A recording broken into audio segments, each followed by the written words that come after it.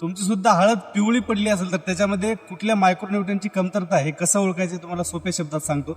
नमस्कार मित्रांनो, मी तुमचा मित्र योगेश पाटील. आपण आज आलेलो आहोत कोपरा या शिवारामध्ये किनवट तालुक्यातील. आपल्या मार्गदर्शनाखाली शेती करणारे शेतकरी आहेत.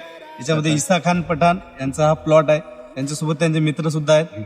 तर याच्यामध्ये बघा, ध्यानात ठेवा, हळद ज्यावेळेस आपण हे करतो याच्यामध्ये हळदीच्या शिरा हिरव्या दिसत असतील आणि शिरांच्या मधला जो भाग आहे तो पिवळसर दिसत असेल तर हा फेरस म्हणजे लोहाची कमतरता आहे. याच्यामध्ये आपल्याला लोह इला ड्रिचिंग मार्फत द्यावं लागेल.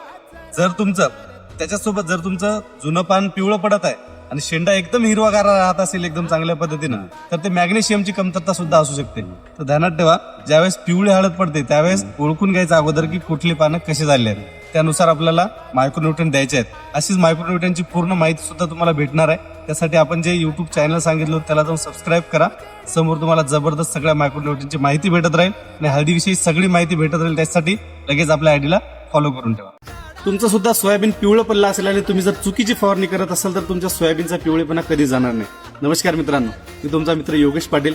आता बऱ्याच शेतकऱ्यांचं म्हणणं आहे की त्यांच्या सोयाबीनचा वरचा जो शेंडा आहे आणि वरचे पानं जे आहेत ते पिवळे पडत आहेत, सोयाबीन पिवळसर दिसत आहे. तर याच्यामध्ये ध्यानात ठेवा, शेतकऱ्यांना भीती वाटत आहे की हा मोजॅक आहे का, येलो मोजॅक आहे का. पण याच्यामध्ये येलो मोजॅक सारखं काही नाही. येलो मोजॅक आणि जे आता सध्या सोयाबीन पिवळं पडत आहे याच्यामध्ये सोप्या पद्धतीनं फरक पाहायचा असेल तर येलो मोजॅक मध्ये बाकीचं जे पान आहे ते एकदम गडद हिरव्या रंगाचं होते आणि पिवळे पिवळे डाग त्या पानावर तयार होतात. पण जे आताचा पिवळेपणा येत आहे या पिवळेपणामध्ये पूर्ण पान तुमचं फिक्कट पिवळं होत आहे. हे जे पानं पिवळे पडतात याच्यामागे 3 गोष्टी आहेत. त्याच्यामध्ये जमिनीतील कमी ओलावापणा किंवा जर तुमची जमीन चुनखडीची असेल आणि पांढरट असेल तरी सुद्धा ही गोष्ट होऊ शकते.